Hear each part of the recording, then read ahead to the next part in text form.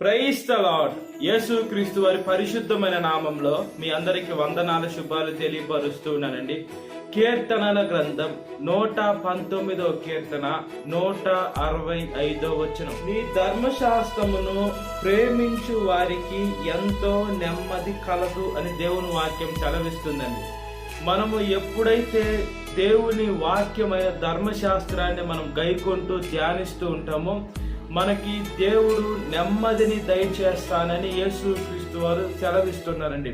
దేవుని వాక్యం చెప్తుంది. అంటే మనకి నెమ్మది ఎలా వస్తుందంటే, ఇప్పుడు బైబిల్ గ్రంథంలో చూసుకున్నప్పుడు దేవునిని సేవించే బిడ్డలకి శ్రమలు రాలేదా అంటే, మనం చూసుకున్నప్పుడు ప్రతి ఒక్క మానవుడికి, ప్రతి ఒక్క భక్తుడికి శ్రమలు ఖచ్చితంగా వస్తాయండి.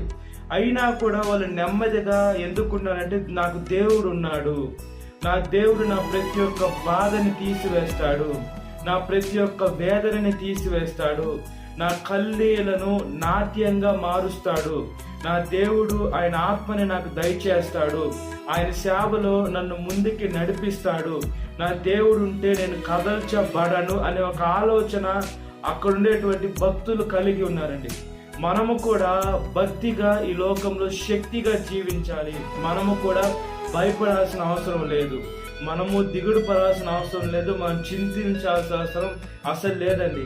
దేవుడు ఏం చెప్తున్నాడు? ధర్మశాస్త్రము ధ్యానించాలంటే దేవుడు వాక్యాన్ని ధ్యానించాలి. ఈ లోకంలో మనము అనేక టీవీలు చూసి టైం వేస్ట్ చేసుకుంటాం, సినిమానికి వెళ్తాం, అదేవిధంగా ఈ లోకంలో ఫ్రెండ్స్తో మనం లేనిపోని మాటలు మాట్లాడుకుంటాం, ఈ లోకంలో టైం వేస్ట్ చేసుకుంటున్నాం. కానీ దేవుని వాక్యాన్ని ధ్యానిస్తే మనకు చాలా నెమ్మదండి. మనకు సినిమాకి వెళ్ళినా నెమ్మది దొరకదు, మనం ఈ లోకంలో బయటికి వెళ్ళి కూర్చొని వేరే వాళ్ళతో మాట్లాడిన నెమ్మది దొరకదు, షాపింగ్కి వెళ్ళినా మనకి నెమ్మది దొరకదండి.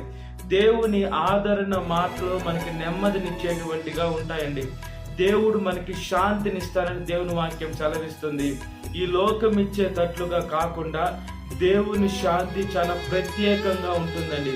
దేవుని శాంతి ఎంత నెమ్మదిని మనకి ఇస్తుందంటే, అన్ని సమస్యలు మనకున్నా కూడా బయట ఉండేటువంటి వారు ఏమనుకుంటారంటే, ఇతను ఏం మనిషి, ఇతనికి చాలా శ్రమలు ఉన్నాయి, ఇతనికి అప్పు బాధలు ఉన్నాయి, ఇతనికి రుణ బాధలు ఉన్నాయి, ఇతను ఎంతగానో ఇబ్బందుల్లో ఉన్నాడు, అయినా కూడా ఇంత సంతోషంగా ఎలా ఉన్నాడు, ఇంత నెమ్మదిగా ఎలా ఉన్నాడని బయట మనుషులు అనుకోవచ్చండి. మనము దేవుని బట్టి నెమ్మదిగా ఉంటాం.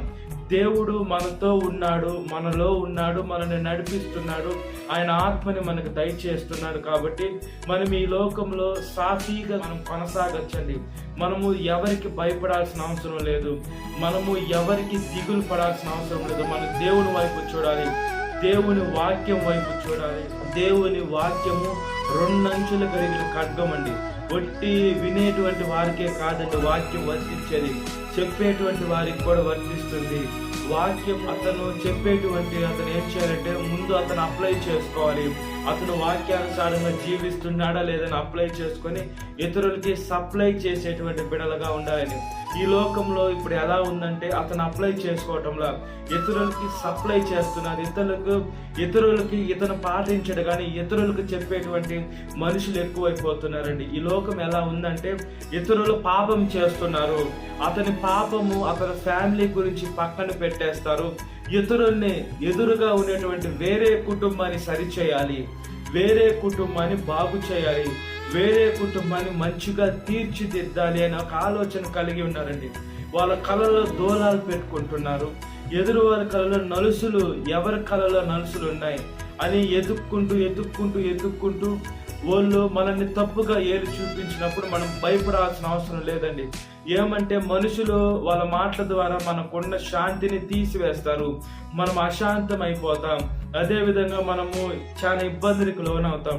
మనకి నెమ్మది కలగాలన్నా, మనకి శాంతి కలగాలన్నా మనము దేవుని వాక్యాన్ని ధ్యానించాలి, ప్రార్థన చేసుకోవాలి. మనల్ని ఒక మనిషి ఒక మాట తిట్టినా కూడా మనము మోకాళ్ళు వేసి కన్నీళ్లు విడిచి ప్రార్థన చేసి వదిలిపెట్టేయాలండి. ఏమంటే పగ తీర్చుకొనుట నా పని అని దేవుని వాక్యం సెలవిస్తుంది. మనము ఆ మనిషికి అన్యాయం చేయకుండా, ఆ మనిషి మన మీదకి అన్యాయంగా వచ్చినప్పుడు దేవుడు న్యాయము తీర్చే దేవుడు కాబట్టి దేవుడు ప్రతి ఒక్కటి చూస్తున్నాడు. ఆయనకు మరుగైంది ఏది లేదు. మనము వాళ్ళ మీదకి వెళ్ళామా లేదా వాళ్ళే మన మీదకి వచ్చారా? మనము వాళ్ళని ఇబ్బంది పెట్టామా లేదా వాళ్ళే మనల్ని ఇబ్బంది పెడుతున్నారా? మనం వాళ్ళ గురించి పట్టించుకుంటున్నామా లేదా వాళ్ళే మన గురించి పట్టించుకుంటున్నారా అని దేవుడు ప్రతి ఒక్కటి చూస్తున్నాడండి. దేవుడి మాట ఈ లోకంలో అవునంటే అవునుగా ఉంటుందండి, కాదంటే కాదుగా ఉంటుంది. కాబట్టి మనం దేవుని వైపు చూడాలి. మనుషుల వైపు చూసి మనం టైం చాలా వేస్ట్ చేసుకుంటున్నాం. ఈ లోకంలో అధికారుల వైపు చూస్తున్నాం. ఈ లోకంలో ఫలాని వారి వైపు చూసి మనం ఎంత టైం వేస్ట్ చేసుకుంటున్నామంటే మన జీవితాన్ని కూడా పోగొట్టేసుకుంటున్నామండి. మనకి ఈ రోజులు అయిపోతున్నాయి. మళ్ళా ఇదే సంవత్సరము ఇదే రోజు కావాలి, ఇదే టైం కావాలంటే రాదండి. టైం అనేది అయిపోతూ ఉంటుంది. మనకి ఇప్పుడున్నటువంటి పాస్ట్ టైమ్స్ అయిపోతూ ఉంటుంది, ఫ్యూచర్ టెన్సే వస్తుంది.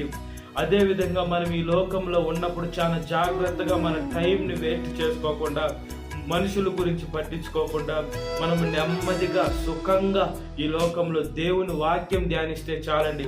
దేవుని వాక్యమే మనల్ని పరలోక రాజ్యం తీసుకొని వెళ్తుంది. మనుషులు తీసుకొని వెళ్ళరు. మనుషులు జోలికి పోకుండా మన పని మనం చేసుకొని దేవుని సేవలు మనం కొనసాగునట్లుగా ప్రార్థన. మహాపరిశుద్ధాత్మ దేవ, మా ప్రియ పరలోకమందున్న తండ్రి, యేసయ్య మీ శాంతిని మాకు దయచేయమని అడుగుచున్నానయ్యా. యేసయ్య మీ నెమ్మదిని దయచేస్తున్నారయ్యా. ఎప్పుడు మాకు నెమ్మది కలుగుతుందంటే మీ వాక్యానుసారంగా మేము ఎప్పుడైతే జీవిస్తూ ఉంటామో అప్పుడు మాకు నెమ్మది కలుగుతుందయ్యా. ఒకసారి సహాయం చేయమని అడుగుచున్నానయ్యా. యేసయ్య గ్యారెంటీ లేని జీవితాలయ్యా ఈ లోకంలో. యేసయ్య అల్ప విశ్వాసమైన జీవితాలయ్యా ఈ లోకంలో. మనుషుల్ని ఆచరించేటువంటి జీవితాలయ్యా. యేసయ్య ఒక కష్టం కలిగినప్పుడు, ఒక బాధ కలిగినప్పుడు దేవుడు ముందు పాదాల ముందు పెట్టి ప్రార్థన, మీ పాదాల ముందు పెట్టి ప్రార్థన చేయకుండా మనుషుల దగ్గర చేర్చి చెప్పి యేసయ్య ఆ మనుషులు ఆలోచించుకోకుండా, జ్ఞానము లేకుండా ఇతరుల్ని తప్పు పడుతున్నారయ్యా. అంత పాపలోకంలో మేము ఉన్నామయ్యా. అంత ఇబ్బందికరమైనటువంటి లోకంలో ఉన్నామయ్యా. అంత చెడ్డ లోకంలో ఉన్నామయ్యా. ఒకసారి జ్ఞాపకం చేసుకోమని అడుగుచున్నానయ్యా. యేసయ్యా మీ విలువైన వాక్యము మమ్మల్ని ఎంతగానో నడిపిస్తుందయ్యా.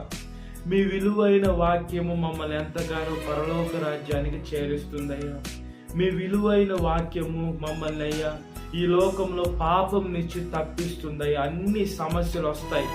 మనిషి అనే బతికేటువంటి ప్రతి ఒక్క బిడ్డకి ఏదో ఒక రూపైన శ్రమలు, బాధలు, కష్టాలు, ఇబ్బందులు వస్తాయి. ఇవి లేకుండా మనిషి అనేవాడు ఎవరు ఉండరయ్యా. ఏ వయసు వారికైనా ఆ రూపాన శ్రమలు వస్తాయి. అనారోగ్యం ద్వారా అయినా, డబ్బు ద్వారా అయినా ఈ లోకంలో ఏదో ఒక రూపాయన శ్రమలు వస్తాయి. ఈ శ్రమల్ని మేము జయించాలి అని అంటే వాక్యం ధ్యానిస్తున్నప్పుడు మీ ఆదరణ మాటలు మమ్మల్ని ఆదరించి నెమ్మదిగా బ్రతుకుతాం. మా మీదకి ఎటువంటి యుద్ధానికి వచ్చినా కూడా మా దేవుడు ఉన్నారు అన్న ఒక విశ్వాసాన్ని బట్టి మేము నెమ్మదిగా బ్రతుకుతాం. సహాయం చేయమని అడుగుచున్నామయ్యా. అదే విధంగానయ్యా సాతాను శోధన ప్రతి ఒక్క బిడ్డను విడుదల దయచేయండి. ఈ వాక్యం వింటున్న ప్రతి ఒక్క బిడ్డని పేరు జ్ఞాపకం చేసుకొని దినకాలపు తినిపోమని నజరేయుడైన యేసుక్రీస్తు వారి పరిశుద్ధమైన నామములో మిక్కిలి వినమ్రతనిచ్చున్నాను నా పరలోకమందున్న తండ్రి. Amen. Praise the Lord. God bless you. Have a great day.